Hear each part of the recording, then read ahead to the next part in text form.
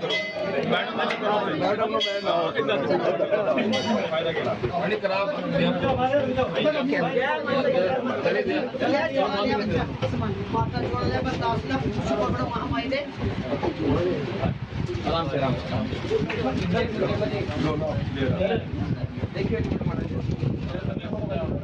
करिए, प्रार्थना करिए, भगवती का ध्यान करिए, विनती करिए। गुरुर् ब्रह्मा गुरुर्विष्णु गुरुर्देवो महेश्वरा गुरुर्साक्षात् परब्रह्म तस्मै श्री गुरुवे नमो नमः। खण्डमण्डलाकारं व्यापतं येन चराचरं तत्पदं दर्शितं येन तस्मै श्री गुरुवे नमो नमः। ॐ त्र्यम्बकं यजामहे सुगन्धिं पुष्टिवर्धनम् उर्वारुकमिव बन्धनान् मृत्योर्मोक्षयमामृता।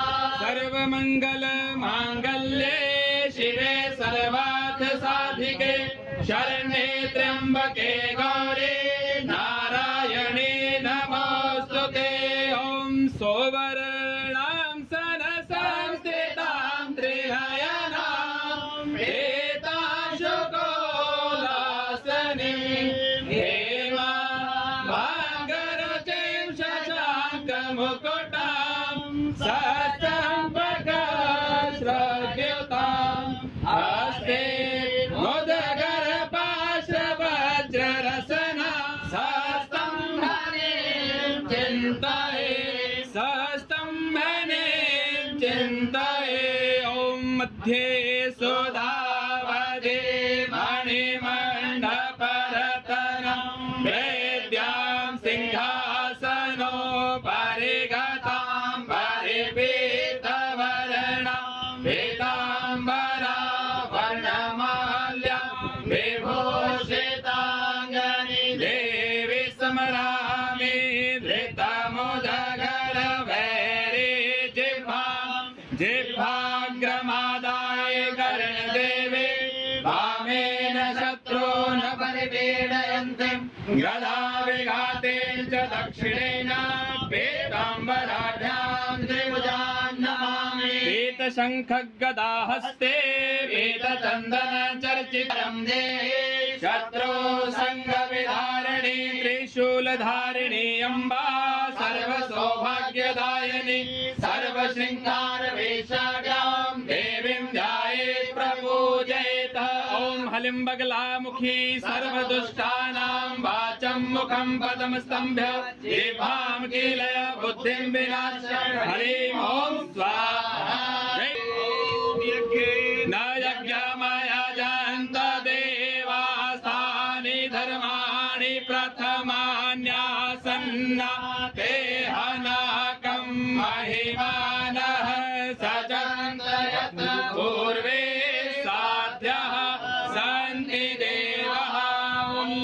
कष्टहर दुःखहर दारिद्र्यहर रोगहर नमः पार्वती पतये हर हर महादेव। सबसे पहले तो ये हमारे हिमाचल प्रदेश जो देवभूमि है और कोई भी काम जो है हम जब भी शुरू करते हैं तो माता के चरणों में प्रणाम करके शुरू करते हैं कि जब भी माता का आशीर्वाद मिल जाए उसके बाद अगर कोई भी काम शुरू करे तो जय जयकार तो अपने आप ही होती है। तो मेरे साथ ऊना से जिला ऊना से मैक्सिमम लोग जो है वो आए, उसके साथ साथ परागपुर और जसवा परागपुर और देरा के लोग भी मेरे साथ जुड़े क्योंकि मैंने फेसबुक पे डाला था कि मैं आज मत्था टेकने आऊँगा।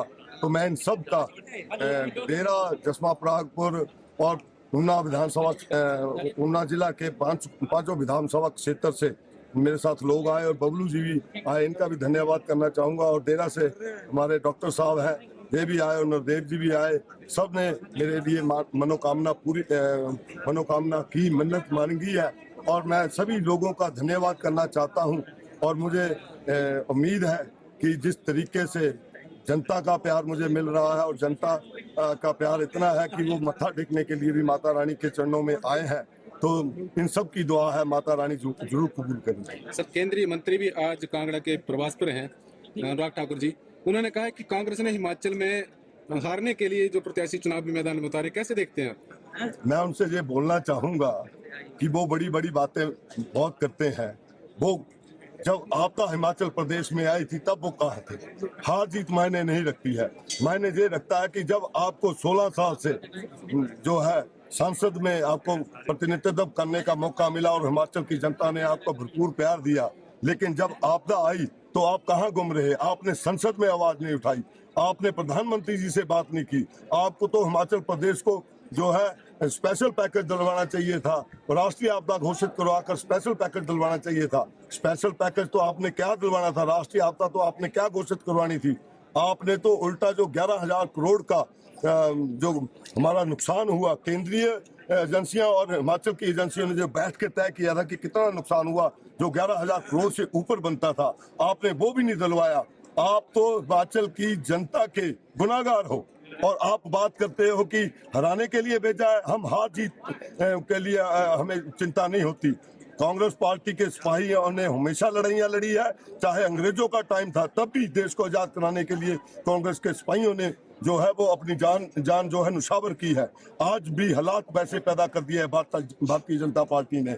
और हिमाचल की जनता के लिए तो खास करके मैं पूछना चाहूंगा, आप तो तब भी हिमाचल प्रदेश नहीं आए, आपके प्रधानमंत्री हिमाचल प्रदेश नहीं आए आपदा के टाइम में, आपके गृह मंत्री हिमाचल प्रदेश में नहीं आए। आज किस मुंह से आप यहाँ पे वोट मांगने के लिए आ रहे हैं? मैं तो ये कहूंगा, और हमारी कांग्रेस पार्टी की जो लड़ाई है वो जनता लड़ रही है, कांग्रेस के कार्यकर्ताओं के साथ साथ जनता हमारी लड़ाई लड़ रही है और इस बार जीत जो है निश्चित। अनुराग ठाकुर 4 बार सांसद रह चुके हैं, कैसे देखते हैं?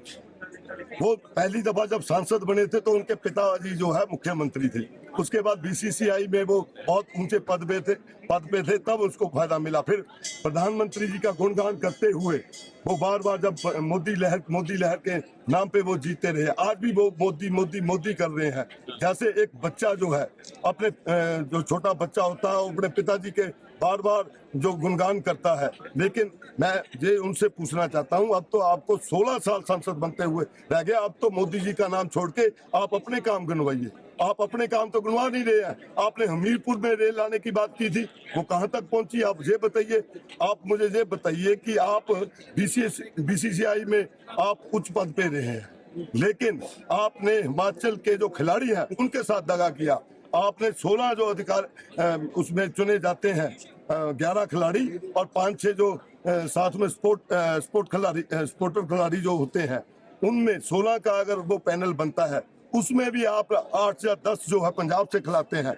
आपने हिमाचल के बच्चों के साथ जो है वो दगा किया है, आप पंजाब से उनको खिलाते रहे हैं।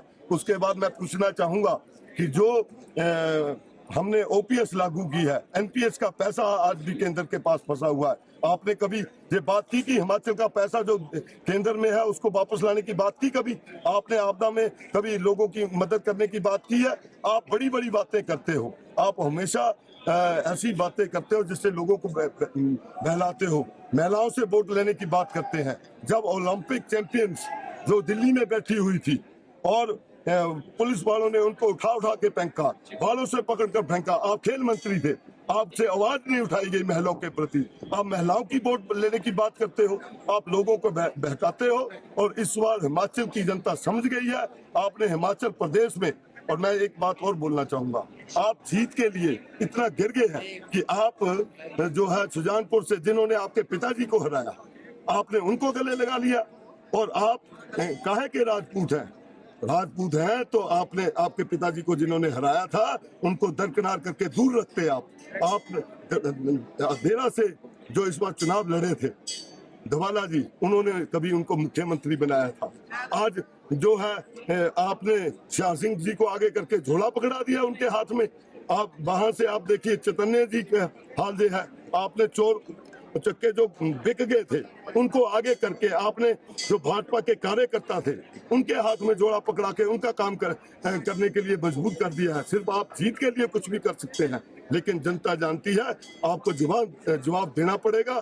जनता की अदालत जो बहुत बड़ी होती है, हम जनता की अदालत में आए हैं और जनता की अदालत में हमें जो है इंसाफ मिलेगा। जिनके आपने नाम लिए ये सभी कांग्रेस के विधायक थे, तो ये बागी हुए तो कांग्रेस ये बागी नहीं हुए, जो बिके हैं और बीजेपी ने इनको खरीदा है।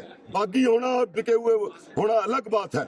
आप बिके हुए जो विधायक थे उनको आपने कैंडिडेट बना दिया और जो आपके सच्चे कार्यकर्ता थे उनके हाथ में झोला पकड़ा दिया और अब अनुराग ठाकुर जी को जनता झोला पकड़ा दी। सर, चुनाव आपने बात की कि झोला पकड़ा दिया, राजनीति करें। आप किन मुद्दों का, आप प्रश्न ये था कि 4 बार के सांसद के साथ आपका मुकाबला, आप कैसे देख रहे हैं?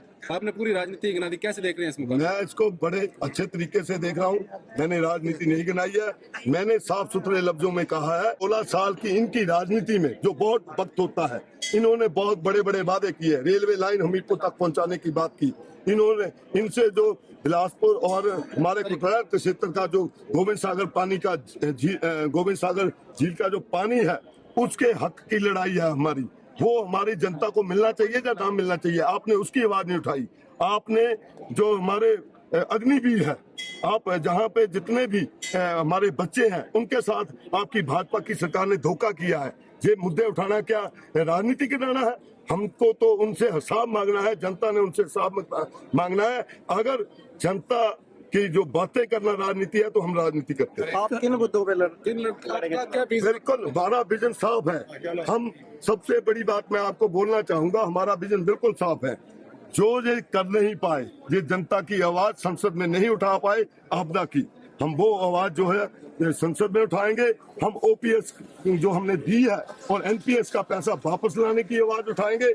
हम जो है जो हमारे भाखड़ा बांध का पानी है, हम उस पानी को ऊपर हमारा हक है, हम उसकी आवाज जो संसद में उठाएंगे। हम हिमाचल के हितों की बात करेंगे, यही हमारी राजनीति। सर, हिमाचल के राजनीति में आप फिर से मुख्यमंत्री जो है 796 करोड़ रुपए का कर्ज लेने जा रहे हैं, किस तरह से देख रहे हैं? मैं आपको ये बोलना चाहता हूँ कि पिछले 5 साल जो है जो जयराम जी है वो कर्ज पे कर्ज लेते गए, तब तो कोई बात नहीं उठी। और तब तो दिल्ली में भी इनकी सरकार थी, ये डबल इंजन की सरकार की बात करते थे। इनका एक इंजन एक तरफ चल रहा था तो दूसरा इंजन दूसरी तरफ चल रहा था। आज किस बात पे ये राजनीति की बात करते हैं? हमने राजनीति साफ सुथरी की है। और मैं आपको ये भी बता देना चाहता हूँ कि हमारी सरकार ने हमारे 14 महीनों की सरकार में हमने ओपीएस दिया है, हमने महिलाओं को 1500 रुपया दिया है। सर, किस जिले में दिया, कितनी महिला को 1500 रुपया मैं बताता हूँ, इसमें आप पूरे हिमाचल प्रदेश में दिया है। और ये लोग जो है चुनाव आंकड़ा है तो सार्वजनिक करेंगे। मैं आपको आंकड़े की बात मैं बताऊंगा आपको। अभी तो ये जो फॉर्म है भरे गए हैं और उनमें से कुछ महिलाओं को मिल जाएंगे और ये तो चुनाव आयोग में चले गए थे। सर, ऐसा ना अगले चुनाव भी बिल्कुल नहीं, घोषणा नहीं है, ये नोटिफिकेशन हो चुकी है और चुनाव आयोग ने भी इनको दरकिनार करते हुए जो बोल दिया है कि आप उनको मिलेगा और अपने फार्म महिलाएं भरे। इसके लिए सर कर्ज ही करना पड़ेगा, हिमाचल को करेगी सरकार। मैं एक बात बताना चाहता हूं, जब भाजपा ने कर्ज किया था तो कैसे हुआ था? ये हमारी सरकार है, हम तय करेंगे कि किस तरीके से सरकार चलानी है। और जब तक हमने 5 साल का मैंडेट सरकार को दिया था और 5 साल में हम अपनी सरकार को